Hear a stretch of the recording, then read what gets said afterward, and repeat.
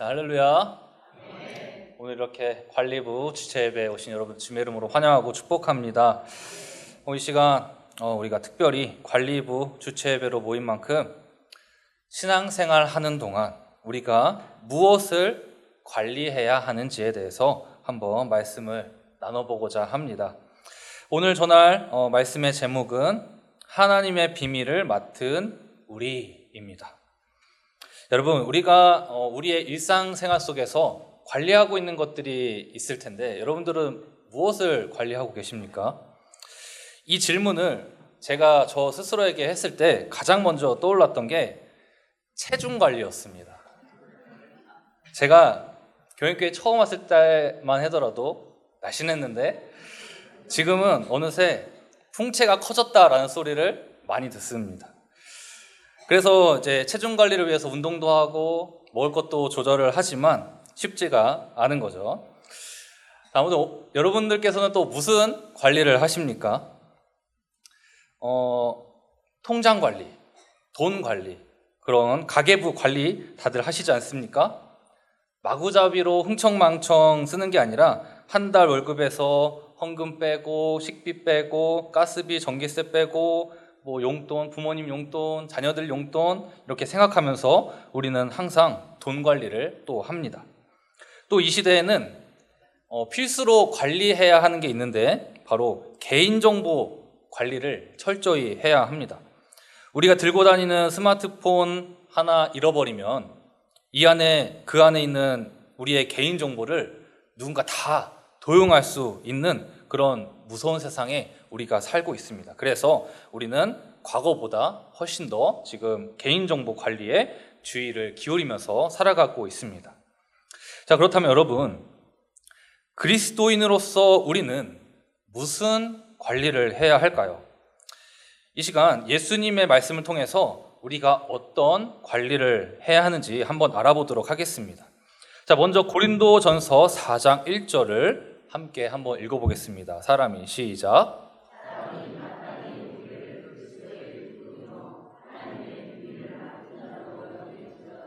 아멘. 이 말씀을 이번에는 새번역 성경으로 한번 같이 읽어보겠습니다. 자, 새번역 성경 다음 넘겨주세요. 자, 시작. 사람은 이와 같이 우리를 그리스도의 일꾼이요 하나님의 비밀을 맡은 관리인으로 보아야 합니다. 아멘.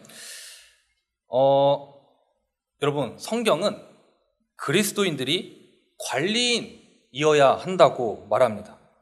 무엇을 관리하는 관리인입니까? 교회 건물을 관리하는 관리인입니까? 아니죠. 오늘 말씀은 하나님의 비밀을 맡은 관리인이어야 한다고 말하고 있습니다. 물론 우리가 함께 사용하는 이 교회를 우리는 청소도 하고 또 아끼고 절약하면서 관리해야 하는 것도 맞습니다. 그런데 본질적으로 그리스도인들은 교회 건물을 관리하기 이전에 먼저 하나님의 비밀을 맡아서 관리해야 한다라는 것입니다. 그러면 여기서 말하는 하나님의 비밀은 무엇일까요? 바로 그리스도의 복음입니다. 즉 우리는 그리스도의 복음을 맡아 관리해야 한다라는 것이죠. 근데 원래 비밀이란 나만 알고 남들은 모르는 거잖아요. 근데 그리스도의 복음은 이미 모든 자들에게 공개된 비밀입니다. 즉 지금은 믿는 자든지 안 믿는 자든지 예수님을 모르는 사람이 없다라는 거죠. 그렇기 때문에 우리들이 주의해야 할 점이 있습니다. 바로 우리에게 요구되는 것이 있다라는 건데 무엇이 우리에게 요구가 될까요? 고린도전서 4장 2절을 보겠습니다. 4장 2절을 보면 자, 그리고 맡은 자들에게 구할 것은 충성이니라 라고 나옵니다. 그리고 제가 밑에 괄호쳐서 적어놨는데 새번역 성경에는 뭐라고 나오냐면 관리인에게 요구하는 것은 신실성입니다 라고 나옵니다.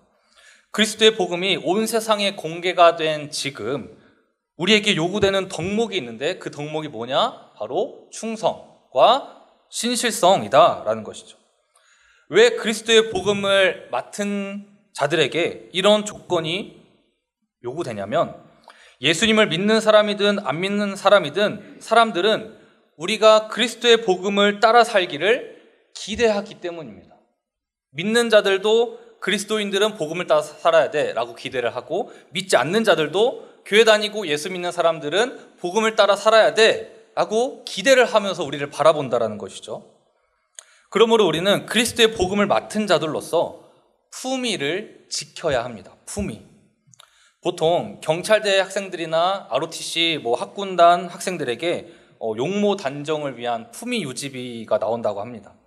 우리는 경찰이나 군인이 국민들을 지키는 직업이다라는 사실을 너무나 잘 알고 있지 않습니까? 그런데 만약에 경찰이나 군인이 되려고 하는 학생들이 막 불량하게 행동하면서 흔히 말해서 막 날라리같이 하고 다니면은 우리가 그들을 보고 뭐라고 생각하겠습니까? 국민들이 그들을 보고 뭐라고 생각하겠습니까? 아, 쟤는 경찰하면 안 되겠다. 쟤는 군인이 되기에는 좀 자격이 없다라고 생각할 것입니다. 이와 마찬가지로 우리 역시 하나님의 비밀을 맡은 자들로서 품위를 지켜야 한다라는 것입니다. 세상 사람들은 그리스도인들이 어떻게 살아야 되는지 다 알고 있습니다. 그런데 우리가 그렇게 살지 못하면 세상 사람들은 우리에게 뭐라고 말할까요? 저 사람들은 그리스도인이 될 자격이 없어. 쟤네는 그리스도인이 아니야 라고 비판할 것입니다. 그렇기 때문에 우리는 그리스도인으로서 품위를 지켜야 하는데, 그 품위가 어디서 나오느냐? 바로 충성과 신실함에서 나온다라는 것입니다. 그래서 먼저 충성에 대해서 말씀드려 보겠습니다. 여러분, 충성하면 떠오르는 말씀이 있죠. 바로 예수님이 말씀하신 달란트 비유 이야기입니다. 착하고 충성된 두 종은 주인에게 받은 달란트를 가지고 각각 그 받은 달란트만큼의 이익을 내었습니다. 남겼습니다. 즉, 그들은 주인이 자신들에게 맡긴 일에 최선을 다해서 일했던 것입니다. 하지만 나머지 한 종은 어떻죠? 나머지 다른 한 종은 달란트를 그대로 땅에 묻어두는 잘못된 판단을 했습니다. 그의 판단은 주인이 달란트를 맡긴 의도와 전혀 맞지 않았던 것입니다. 주인이 달란트를 맡긴 것은 열심히 수고해서 너가 이익을 남겨라 라는 의도였지, 너가 아무것도 하지 않고 맡긴 그대로 가져오라는 의도가 아니었던 것이죠. 결국 그 종은 주인에게 뭐라고 책망을 받느냐면 악하고 게으른 종이라는 책망을 듣습니다. 그리고 그가 가지고 있던 것 모두를, 전부를 다 빼앗기게 되는 벌을 받게 되었습니다. 그러므로 여러분, 우리가 그리스도의 복음을 맡아 관리하는 자들로서 지켜야 하는 품위가 있는데, 그 품위는 주의 말씀에 충성하여 최선을 다하는 것인 줄 믿습니다. 주의 복음을 위해 수고하고 애쓰는 모습이 우리를 그리스도인답게 만드는 줄 믿습니다. 오늘 본문 1절을 다시 보면 우리를 그리스도의 일꾼이라고 말하는데, 여기서 일꾼으로 번역된 헬라어는 휘피레타스라는 단어입니다. 이 휘피레타스라는 단어는 배 밑에서 노젓는 사람이라는 의미를 가지고 있습니다. 지금이야 자동으로 프로펠러를 돌려서 배가 앞으로 나아가지만, 예전에는 배 밑에서 사람들이 죽어라 노를 저어야 했던 것이죠. 그렇게 노를 젓는 모습이 바로 복음을 맡아 관리하는 사람으로서의 모습이다라는 것입니다. 이 시간 저 여러분 모두가 복음의 관리자로서 최선을 다하여서 충성할 수 있게 되기를 간절히 소망합니다. 시편 101편 6절을 함께 읽어보겠습니다. 자, 시작. 내 눈이 이 땅에 충성된 자를 살펴나와 함께 살게 하리니 완전한 길에 행하는 자가 나를 따르리로다. 제가 뒤에를 빼먹었네요. 자, 내 눈이 이 땅에 충성된 자를 살펴 나와 함께 살게 하리니. 자, 먼저 시편 101편의 전체적인 내용에 대해서 한번 말씀을 드리고자 합니다. 이 시편 101편의 전체적인 내용이 뭐냐면은 다윗이 자신의 통치 철학을 담은 시였습니다. 시입니다. 시. 다윗이 자신의 통치 철학을 담아서 노래한 시입니다. 내가 왕으로서 앞으로 이렇게 저렇게 통치하겠다라고 하는 일종의 공약 같은 것이죠. 그런데 이 말씀은 다윗의 통치 철학인 동시에 하나님의 통치 철학이라고 말할 수 있습니다. 왜냐하면 이스라엘 민족의 왕은 모두 하나님의 대리자일 뿐이기 때문입니다. 따라서 시편 101편에 나오는 말씀은 결국 모두 하나님의 말씀이라고 우리가 할 수 있고, 이에 따라 지금 보고 있는 우리 6절의 말씀 역시 하나님 나라를 위해 일하는 일꾼들, 복음을 맡아 관리하는 사람들, 즉 우리 그리스도인들을 향한 말씀이라고 우리가 이해할 수 있습니다. 그래서 6절 상반절 말씀을 보면은 내 눈이 이 땅에 충성된 자를 살펴 나와 함께 살게 하리니 라고 말씀하십니다. 여기서 충성된 자라고 번역된 브네의 문에라는 히브리어를 우리가 직역하게 되면 어떤 의미냐면 믿을 만한 사람이라는 뜻을 가집니다. 믿을 만한 사람. 다시 말해서 충성된 자라고 하는 것은 단순히 명령에 복종하는 사람만을 지칭하는 것이 아니라 근본적으로 거짓이 없고 정직하기 때문에 이 사람은 정말 믿을 수 있다, 믿을 만하다라고 하는 사람을 의미하는 것이죠. 이때 거짓 없이 정직하다는 것을 우리가 다르게 이야기하면 어떤 거냐면 하나님을 경외한다는 말이기도 합니다. 왜냐하면 하나님을 경외한다는 것은 언제나 하나님이 나를 지켜보고 계시다는 그런 믿음이 있기 때문에 차마 거짓을 행할 수가 없는 것이죠. 내가 일상생활 가운데 거짓을 행할 수가 없는 것입니다. 왜냐하면 하나님이 나를 지켜보고 계시다는 믿음을 가지고 있기 때문이죠. 여러분, 우리 그리스도인들은 거짓이 없는 믿음직한 사람이어야 할 줄 믿습니다. 그런데 지금 세상에서 교회와 기독교인들을 바라보는 시선은 어떻습니까? 제가 예전에 어떤 설문조사들을 본 적이 있는데 그런 설문조사에서 이 기독교에 대한 이미지가 있습니다. 그 이미지가 어떤 이미지냐면 위선적인 집단, 앞과 뒤가 다른 족속, 하나님 팔아먹는 사기꾼, 이렇게 사람들이 이 교회와 우리 기독교인들을 평가하고 있다는 겁니다. 여러분, 우리는 그리스도인으로서의 품위인 신실함을 회복해야 합니다. 신실함을 회복해야 합니다. 그리스도인들에게 신실함이란 겉으로 보이는 모습이 도덕적으로 훌륭하다는 것만을 의미하지 않습니다. 우리에게 신실함은 하나님께 전인격적으로 충성하는 것을 의미합니다. 쉽게 말해서 하나님 앞에서 마음과 행동, 이 두 가지가 모두 정직한 상태를 말하는 거죠. 마음으로는 정직함을 추구하지만 행동으로는 현실과 타협해가지고 거짓을 행하는 것도 안 되고, 행동은 정직하게 하면서도 그 마음의 본성은 거짓을 추구하는 것도 안 된다는 것입니다. 정직함의 가면을 쓰면 안 된다는 것이죠.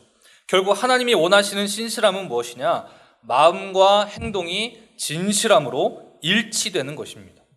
따라서 이 시간 저와 여러분 모두가 진실함으로 마음과 행동이 일치하는 신실한 성도가 다 되실 수 있기를 간절히 바랍니다. 성경은 하나님을 신실하신 하나님으로 여러 번 설명합니다. 그 중에 신명기 7장 9절을 보면 그런즉 너는 알라 오직 내 하나님 여호와는 하나님이시요 신실하신 하나님이시라 라고 선포하고 있고, 또 디모데후서 2장 13절도 보면 우리는 믿지 아니할지라도 주는 항상 미쁘시니 자기를 부인하실 수 없으심이라 라고 나옵니다. 여기서 미쁘시다라는 것은 믿음직하다라는 뜻입니다. 이러한 말씀들을 통해서 우리가 알 수 있는 것은 하나님은 절대 변치 않으시는 분이시고 맺으신 언약을 끝까지 지키시는 아주 신실하신 분이다라는 겁니다. 여러분, 하나님께서 우리와 맺으신 언약을 어떻게 끝까지 지키셨죠? 하나님께서 우리와 맺으신 언약을 어떻게 끝까지 지키셨죠? 하나뿐인 아들 예수 그리스도를 우리에게 내어주시기까지 언약을 지키셨습니다. 독생자 예수 그리스도가 십자가에 매달려 고통스럽게 피 흘려 죽기까지 우리와 맺으신 언약을 이행하셨습니다. 이것보다 주님의 신실함을 증명할 수 있는 더 분명한 근거는 없을 겁니다. 여러분, 이것이 복음이지 않습니까? 하나님이 세상을 이처럼 사랑하사 독생자를 주셨으니 이는 그를 믿는 자마다 멸망하지 않고 영생을 얻게 하려 하심이라. 하나님이 그 아들을 세상에 보내신 것은 세상을 심판하려 하심이 아니요 그로 말미암아 세상이 구원을 받게 하려 하심이라. 이게 복음입니다. 이 복음을 여러분 누가 맡았다고요? 우리가 맡고 있습니다. 이 복음을 지금 우리가 맡고 있습니다.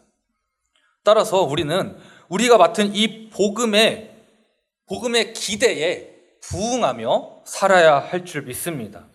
이 시간 저와 여러분 모두가 그리스도의 복음을 맡은 자들로서 하나님의 신실함을 본받아 살아가기를 간절히 소망합니다.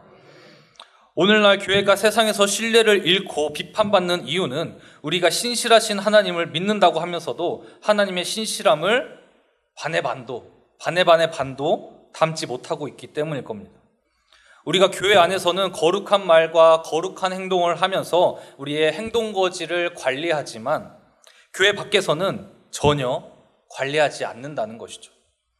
우리가 세상에서 그리스도인으로서의 품위를 지키기 위해 관리하지 않는다면 세상은 우리를 보고 저들이 믿는 하나님은 믿을 수 없겠다, 저들이 믿는 하나님은 별로다 라고 판단할 수밖에 없을 겁니다.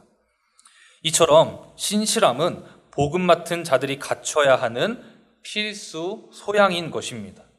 그러므로 여러분, 우리는 신실함을 회복해야 합니다. 복음을 맡아 관리하는 자로서 하나님의 이름에 먹칠을 하지 않도록 교회 아니든 밖이든 우리의 말과 행동을 살피고 예배와 교회를 섬기는 일에 최선을 다하면서 하나님 앞에 정직하고 거짓 없이 살아가야 할 줄 믿습니다. 하나님은 그런 자들을 살펴 찾으시는 줄 믿습니다. 우리 모두 하나님이 살펴 찾으실 때 하나님의 눈에 띌 수 있는 믿을 만한 자, 신실한 자, 충성된 자가 되기를 소망합니다. 주님의 시선 가운데 살아가는 저와 여러분 다 되실 수 있기를 주님의 여러분 축복합니다. 다시 한번 시편 101편 6절을 봐보겠습니다. 하나님께서 충성된 자를 살펴서 어떻게 하시겠다라고 말씀하십니까? 나와 함께 살게 하겠다라고 말씀하십니다. 1, 2년, 3, 4년 이렇게 정해진 기한을 사시겠다라는 것이 아니라 충성된 자는 영원히 주님과 함께 살게 되는 줄 믿습니다. 거짓 없이 정직하게 사는 것이 때로는 손해보는 것 같아도 결국 그 길이야말로 하나님과 영원히 함께 할 수 있는 길임을 이 시간 깨닫는 이 시간 될 수 있는 저와 여러분 될 수 있기를 간절히 소망합니다. 그리고 뒤에 이어서 말씀하시기를 완전한 길에 행하는 자가 나를 따르리로다 라고 하십니다. 완전한 길에 행하는 자가 나를 따르리로다. 즉 주께 충성하는 것과 신실하게 사는 것이 곧 완전한 그리스도인이 되는 길이다 라는 것입니다. 그렇다면 우리는 어떻게 하면 이 완전한 길을 걸을 수 있을까요? 우리는 이 길을 결코 스스로의 힘으로 걸을 수 없습니다. 오직 하나님의 말씀을 따르고 예수님을 본받으며 성령의 인도하심에 순종할 때 이 길을 걸어갈 수 있는 줄 믿습니다.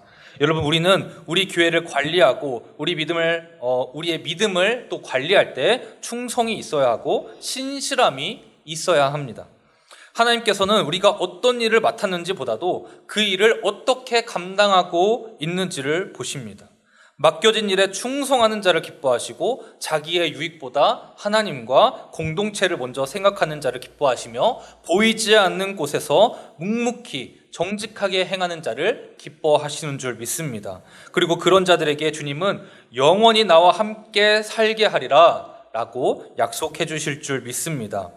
여러분, 관리한다는 것은 굳은 일을 담당하는 자리입니다.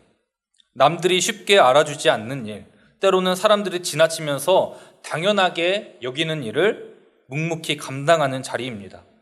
쓰레기를 치우고, 의자를 정리하고, 전등을 갈고, 냉난방기를 점검하고, 주차를 도와주는 일들이 모두 이 교회를 관리하는 일들입니다. 우리가 명심해야 할 것은 이러한 모든 일들이 절대 별거 아닌 일이 아니라는 것이죠. 아무도 하고 싶어 하지 않지만 누군가는 꼭 해야 하는 일들입니다. 누군가 맡아서 하지 않으면 엄청난 불편함이 찾아올 것입니다. 쓰레기통을 비우지 않으면 교회에 온갖 쓰레기가 넘쳐날 것이고 파리와 벌레가 꼬일 겁니다. 의자를 정리하지 않으면 이 예배당이 굉장히 어수선해 보일 것입니다. 전등을 갈지 않으면 또 이 예배당은 점점 어두워지겠죠. 냉난방기를 점검하지 않으면 앞으로 다가올 무더운 여름에 시원하게 예배 드릴 수 없습니다. 또 겨울에는 따뜻하게 예배 드릴 수 없습니다. 매 주일마다 주차를 질서 있게 할 수 있도록 안내하시는 분들이 없다면 주차장은 차들이 이리저리 얽히게 되는 그런 상황이 벌어질 것입니다. 따라서 이 모든 일들을 우리가 그저 잡일로 치부할 게 아니라 예배를 준비하는 일이고 주의 몸된 교회를 거룩하게 유지하는 사명으로 여겨야 할 줄 믿습니다. 예수님께서 성전을 청소하신 사건이 있었습니다. 요한복음 2장에서 예수님은 예루살렘 성전이 마치 시장처럼 변해 있는 것을 보셨습니다. 비둘기를 파는 사람들, 돈 바꾸는 자들이 성전 마당을 차지하고 있었습니다. 성전을 거룩하게 유지하는 것과 예배를 준비하는 일에는 다 뒷전이었던 겁니다. 화가 나신 예수님은 그들의 상을 다 엎으시고 그들을 쫓아내셨죠. 쉽게 볼 수 없는 예수님의 격하게 분노하시는 그런 모습이었는데, 그만큼 예수님께서 하나님의 집을 거룩하게 관리하는 것이나 예배 장소를 깨끗이 준비하는 일을 예수님이 중요하게 여기셨다라는 것이죠. 그것을 우리가 알 수 있습니다. 즉 예수님께서 하신 성전 청소는 단순히 겉으로 보이는 곳을 정리정돈하거나 청소하는 일이 아니었다라는 것이죠. 그것은 사람들의 마음을 바로잡는 일이었습니다. 사람들의 삐뚤어져 있는 마음을 바로잡는 것이었습니다. 성전 뜰에서 비둘기를 팔고 돈 바꾸는 일들이 그 당시에는 너무나 당연해져서 그것이 잘못된 일이라는 인식 자체를 못하고 있는 그런 사람들에게 이것은 분명히 잘못된 일이다 라면서 문제를 꼬집어 주셨던 것이죠. 그렇습니다, 여러분.